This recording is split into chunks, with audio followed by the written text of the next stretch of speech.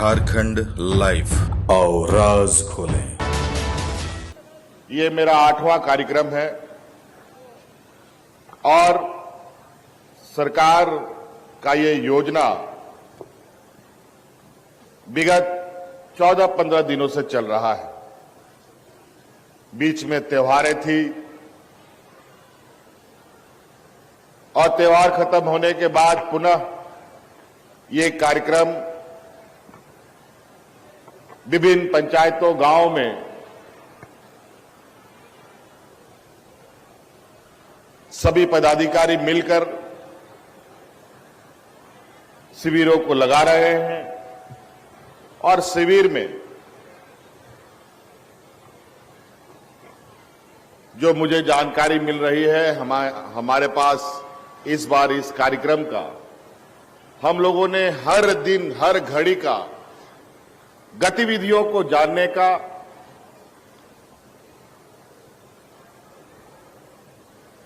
एक तकनीकी उपाय बनाया है, एक सॉफ्टवेयर बनाया है, एक पोर्टल बनाया है जिसके माध्यम से हम हर दिन पूरे राज्य में ये शिविर चल रहा है, उन शिविरों का क्या रिस्पांस आ रहा है, क्या वहां पर लोग किस तरीके के गतिविधि में लगे हुए हैं, उन सब का विवरण हमें मिलता है।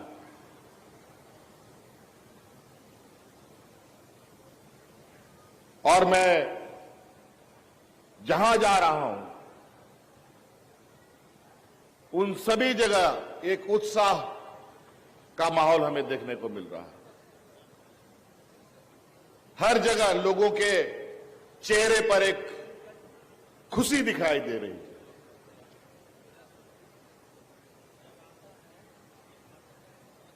मुझे लगता है ये राज्य हम लोगों का 20 साल हो गया अलग। 20 साल में ऐसा माहौल शायद इस राज्य ने कभी नहीं देखा कि गांव-गांव में एक मेला जैसा माहौल बना हुआ है। हर दिन कुछ ना कुछ, किसी ना किसी पंचायत में, किसी ना किसी घर के सामने शिविर लगा हुआ है और पदाधिकारी उन क्षेत्रों के समस्याओं का समाधान कर रहे हैं।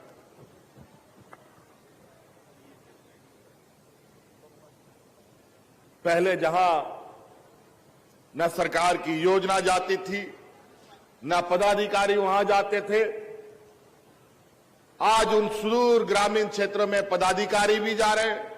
चाहे वो मोटरसाइकिल से जाए, चाहे वो ट्रैक्टर से जाए, चाहे वो साइकिल से जाए, चाहे वो गाड़ी से जाए,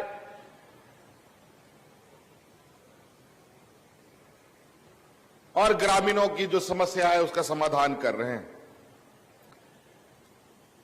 और जो सरकार पहले कागज में योजना बनाती थी, उन योजनाओं का गठरी बांध बांध करके ये लोग गांव-गांव में घूम रहे हैं और लोगों तक पहुंचाने का काम कर रहे हैं। हमारा झारखंड का जो लोग है इतना सीधा सरल और गरीब है बेचारा। पहले तो ये ब्लॉक का चक्कर काटते काटते थक जाता था। दलाल और पदाधिकारी का जो गठजोड़ बना हुआ था, वो ऐसा गठजोड़ बना हुआ था कि गरीबों का कोई सुनवाई नहीं होता था।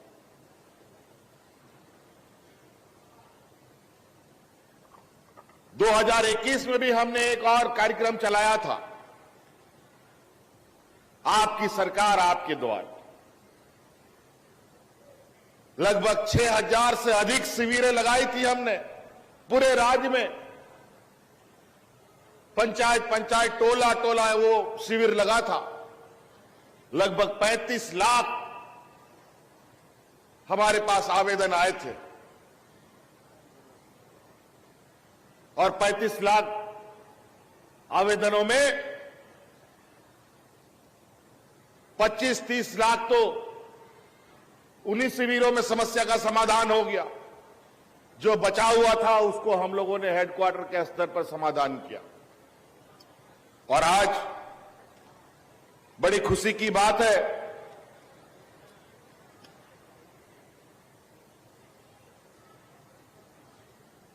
कि अभी 14-15 दिन ये कार्यक्रम चला है, अभी 8-10 दिन और चलेगा। 1 महीने का ये हम लोगों ने कार्यक्रम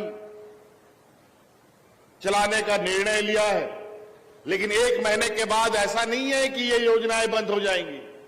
1 महीने के बाद भी ये योजनाएं चलती रहेंगी, लेकिन ये विशेष तौर पर हम लोगों ने ये अभियान चलाया है। और आपको सुनकर आश्चर्य होगा, इतने दिनों में अभी तक हमको 25 लाख आवेदन हमारे पास आ चुका है। 25 लाख, और 25 लाख में लगभग 19 लाख आवेदन उन्हीं शिविरों में उनका समाधान कर दिया गया है।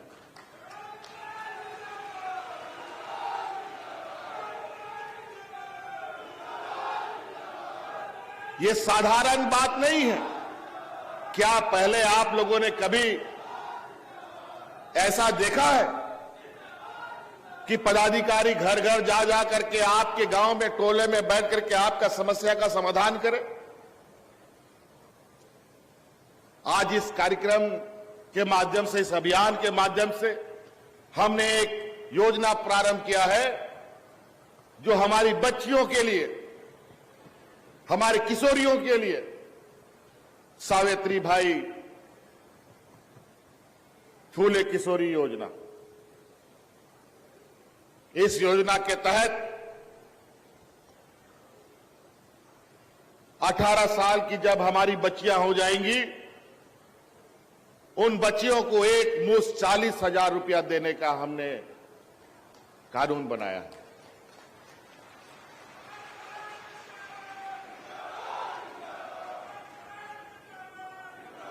और इस योजना के तहत हमने जो संकल्प लिया है कि 9 लाख बच्चियों को हम इसमें जोड़ने जा रहे हैं, और इन 9 लाख में अभी तक हमने 1.5 लाख बच्चियों को तो जोड़ भी लिया है। ये आने वाला समय में ये पूरी तरीके से हम इसको जोड़ने जा रहे हैं। आज हमारे आने वाली पीढ़ी के लिए बेहतर शिक्षा कैसे हो और पीढ़ी दर पीढ़ी हमारी कैसे सुरक्षित रहे, पढ़ा लिखा हो, इसकी पूरी खाका हमने बना रखी है। योजनाबद्ध तरीके से हम आगे बढ़ रहे हैं। सरकार बनते ही हम लोगों ने कई चुनौतियों का सामना किया। सरकार बना, कोरोना आ गया, 2 साल घर में ताला बंद करके हम लोगों को रहना पड़ा। गाड़ी, मोटर, हाट, बाजार सब बंद हो गया। उस समय तो हम लोग अपना मजदूरों को कंधा में ढो ढो कर लाने का काम कर रहे थे, और जैसे ही कोरोना से बाहर आने का प्रयास हो रहा है, ये सुखाड़ हमारे सर पे नाचना प्रारंभ कर दिया। और ऐसी आपदा गरीबों के लिए, किसानों के लिए बहुत मुसीबत का होता है। और पलामू परमंडल तो ऐसे ही सुखाड़ हमेशा झेलता रहता है। आज इस राज्य में पूरी तरीके से सुखाड़ की स्थिति है, और इसको लेकर हमने ये निर्णय भी लिया है।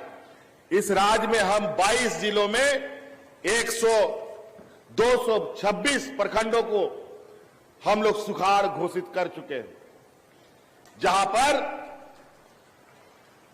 लगभग 31 लाख किसानों को अग्रिम राहत के रूप में 3,000 रुपया देने का हम लोगों ने निर्णय किया है। और अभी यह शिविर खत्म होगा, और इस शिविर खत्म होने के बाद फिर से शिविर लगेगा उन 31 किसानों को चिन्हित करने का, और आप सब लोग उसमें हिस्सा लेने का काम कीजिएगा, ताकि हम इस सुखाड़ में आपको राहत दिला पाएं। कई ऐसी चीजें हैं, और मैं अपील करना चाहूंगा आप सब लोगों से, यहां जितने गांव देहात से आए हैं,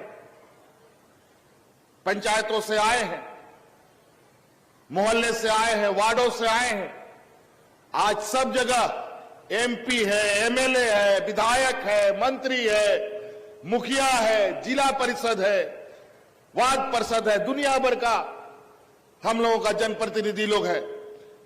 सबके घर में घुसिए और बोलिए कि हम लोगों को शिविर में जो योजनाएं बट रही है उसका लाभ हमें दिलाओ और उन लोगों को लेके जाओ वहां पर।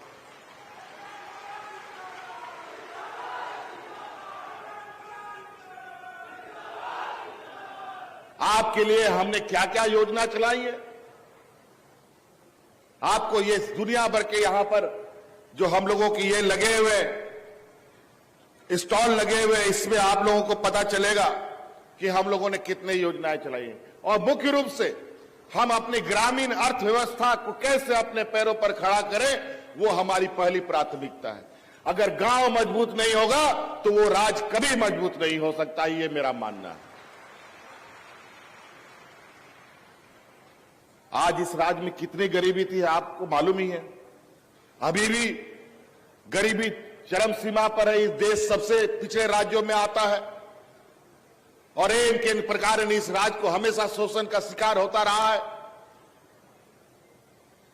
इस राज्य की गरीबी की हालात देखकर हमने कोरोना में देखा 25 लाख 30 लाख लोग बाहर मजदूरी करने जाते हैं, पेट पालने जाते हैं, 2 वक्त के अनाज के लिए भटकते रहते हैं। हमने देश के प्रधानमंत्री से आग्रह किया था कि यहां पर बुजुर्ग लोग हमारा बहुत है, हम सब बुजुर्गों को पेंशन दे, इसकी हमें स्वीकृति प्रदान की जाए। कोई जवाब ना कोई स्वीकृति। इन लोगों ने हिसाब बना दिया है, इतने से अधिक लोगों को हम पेंशन नहीं देंगे, बुजुर्ग पेंशन, विधवा पेंशन भी इससे अधिक हम नहीं देंगे, विकलांग पेंशन भी इससे अधिक नहीं देंगे। और आज इस राज्य का बुजुर्ग बेचारा पेंशन के लिए ना जाने कितने दलालों के चक्कर में फंस गया, कितना ब्लॉक का चक्कर काटा, पेंशन कभी नहीं बन पाया। लेकिन आज आप गांव में हमको बता दीजिए कौन बुजुर्ग है जिसको पेंशन नहीं मिल रहा है। जो बुजुर्ग को पेंशन नहीं मिल रहा है वो 60 साल का हो जाए, वो ब्लॉक के पदाधिकारी के पास पहुंचे, अगर उसका पेंशन कार्ड नहीं बनेगा तो वो पदाधिकारी वहीं सस्पेंड हो जाएगा।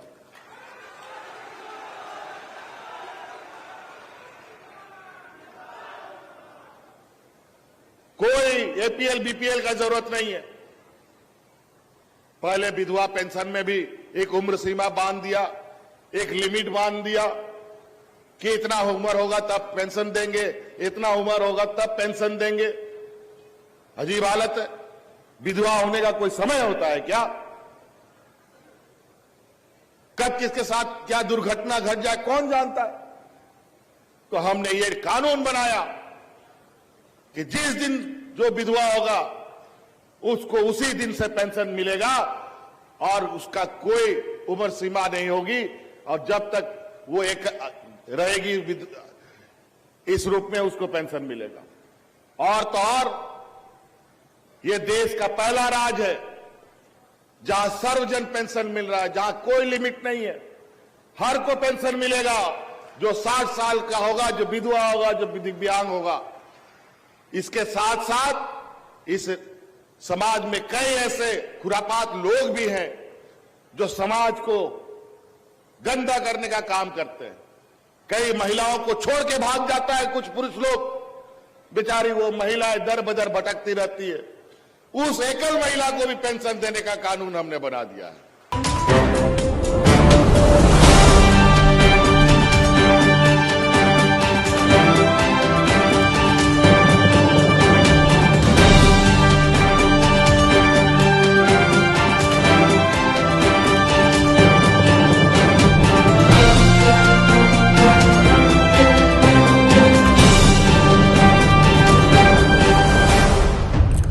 झारखंड लाइव, आओ राज खोलें।